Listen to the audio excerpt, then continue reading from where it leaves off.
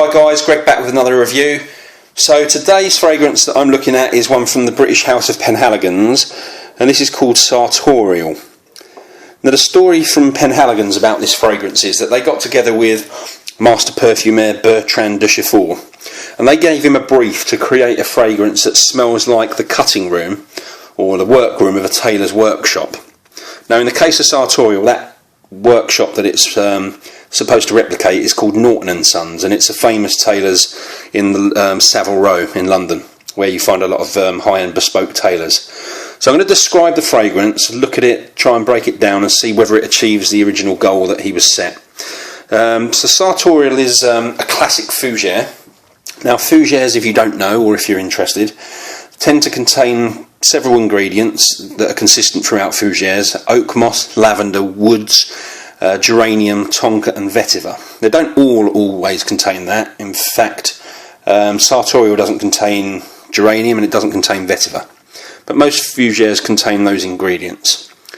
So before we get into looking into this one a bit more, we'll have a look at the presentation. Unfortunately I haven't got the box. It's been stolen by one of my kids, which means it's probably been used as a jewellery box or something, but you'll have to take my word for it. It's a nice box. Here's the bottle. So first of all, we've got this bow tie, which is in keeping with the tailor's idea. Nice glass cap. You can see this is glass. You've got Sartorial, Penhaligons, London perfumers, established 1870. There's nothing really exciting on the bottom. And you've got here, let's try and focus a little bit. It says Penhaligons, London. That's not very clear. There you go. Penhaligons, London, which is actually in the glass. So it's nothing spectacular, but it's very elegant, and most of Penhaligons bottles are very similar. They've got different bows and ribbons and things around the top, but generally it's quite nice. Oh, let's have a look at the spray. I didn't do that. Hopefully you saw that. It's actually a pretty impressive spray. Cool. That's strong. So there you go, there's the bottle. So what I'll do is we'll look at the actual official notes, and then I'll say what I actually pick up, which ones I pick up and what I think of it. So you're going to have to bear with me because this is a long list of notes. So at the top you've got aldehydes, ozonic effect, metallic effect. There's a lot of effects in here, you'll find.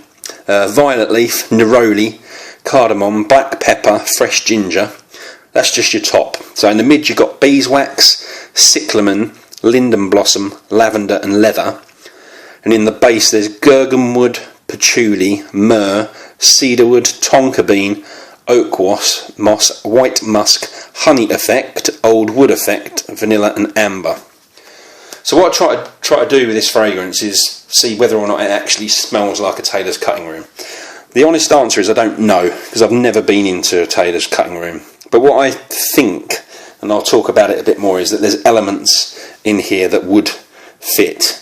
There's probably elements of very clever marketing to make us think there's more to it than there is. But I do pick up some things that could be synonymous, if you like, with a tailor's workroom. So let's get into it. So many years ago, a long time ago, I used to work for a company where garments were being having logos pressed onto them using steam presses. Now the opening hit you get from Sartorial, and I mean for 10 seconds, resembles the smell of that fabric under a steam press. It's a very clever use of aroma chemicals, and it isn't there for very long. Now there's some other clever things in here that I pick up. I pick up chalk and I pick up dust, which I also think are things you'll pick up in a tailor's cutting room. Now on both of these, this heat, steam press and chalk and dust, after I analysed this fragrance for a long period of time, I went and did some research on Sartorial and looked at what Penhaligons had to say, and some things I got from it they didn't pick up, but they did mention steamed, or the smell of fabric under a steam press, and they mentioned chalk and dust. So the fact that I picked it up and that was their intention, I think they've done that pretty well. The two key notes running through the fragrance are lavender and beeswax. That's what I pick up. Now the use of beeswax in tailoring is actually quite old-fashioned, but Norton & Sons are one of the tailors that still use it. And what it is, the beeswax comes kind of in just like a large bar of soap, and what they do is they drag the thread through the beeswax to coat it, and then they melt the beeswax onto the thread using an iron. What it does, it coats it, so it strengthens it, and it also stops it getting tangled and stops getting knots in the thread. So that's basically what it is. So beeswax, unsurprisingly, smells like honey. It also smells of propolis, which I'll explain what that is, and apparently it smells of bees, the actual bees themselves.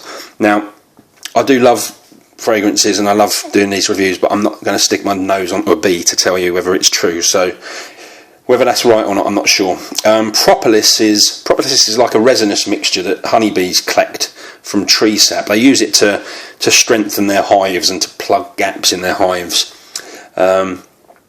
So that's the beeswax. As I said, there's strong lavender running through this. I also get leather, woods. I get a metallic vibe from the fragrance, which again is something that you would expect because a lot of tools, shears, etc. are being used in a cutting room. So that could be quite a clever thing that's been achieved. Or it could be just me being brainwashed by the marketing and thinking that it's there when it's not. But I don't think so. I definitely pick up some metallic notes in there. I definitely get black pepper, I get honey, and I get oak moss. Get some florals, get some musk, and there's a hay note in there as well. So there's actually quite a lot going on. I've heard this one described as being linear, and I think it's one of those fragrances that if you just throw it on and forget about it, like a lot of people do, most normal people, you probably wouldn't detect much change in the fragrance. But if you're a fragrance geek like me and you constantly analyse fragrances and their changes, you'll find this is actually very complex, and there's a lot of transition in this fragrance, and it's very clever and very good. So occasion-wise, it's quite a versatile one. It's probably, for my opinion, it's best suited to upscale things, suit and tie, or maybe not quite upscale. Maybe if you're wearing a nice pair of jeans, a tucked-in shirt, and a suit jacket or blazer, just smart kind of dress. In terms of age, it's quite mature, probably 25 and up, maybe even 30 and up. But as I always say, each to their own. Regardless of age, it's what I would describe as a gentleman's fragrance. In fact, that's the key thing I would say about this. It's a real classy, what you would expect a true English gent to smell like. It's best for daytime wear, in my opinion, but I'd still wear it in the evening, but probably more of a daytime fragrance, and I would say for moderate temperatures, moderate cooler temperatures, so not in the real heat and not in the real cold. Comparison wise, gets compared to Invasion Barbare or Barbar, it gets compared to Brut, and it gets compared to 1725 by Histoire de Parfum. So I've got Invasion Barbare. There are some similarities, but they're actually pretty different, and Sartorial's far superior for me. 1725 I haven't smelt, so I can't say. Similarities to Brut, there are actually a lot of similarities to Brut, but this one's far more advanced and far better. It's like if Brut was a prototype, this is Sartorial's the finished article. Performance wise, so I get 8 to 12 hours out of this every time, usually the upper side of that. Very good longevity. Projects really nicely for quite well for a first hour, and then sort of moderately for the next 2 hours. So I guess sort of 6 feet for the first hour, and then comes back into about arm's length after that. And the sillage, same sort of thing. Really good for an hour, and then moderate but still good, what you'd want really for another couple of hours. So maybe 3 to 4 hours in total of decent projection and sillage. Price wise, so 50ml bottle is £65, 100ml bottle is, which this one is £85. So that translates as around $100 for 50ml and $130 for the 100ml. Don't know whether Penhaligon's fragrances are widely faked. Wouldn't have thought so, but just be careful on where you buy these, as always. So ratings. So for longevity, so based on my skin and comparisons with other fragrances, this is very, very good and gets 9 out of 10.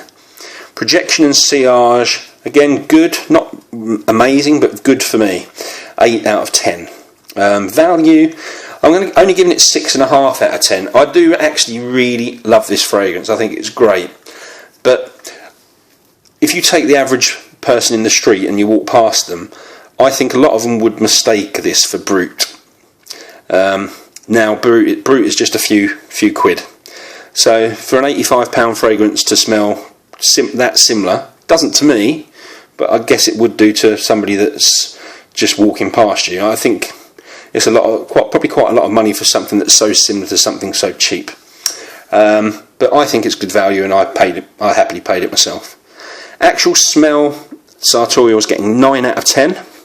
And overall marks, everything taken into consideration, a very good 8.5 out of 10. Really, really like this one. So there you go, guys. That's the end of the review. Thank you very much, as always, for watching. Please rate, comment and subscribe, and I'll be back very soon with another video. Cheers, guys. See ya.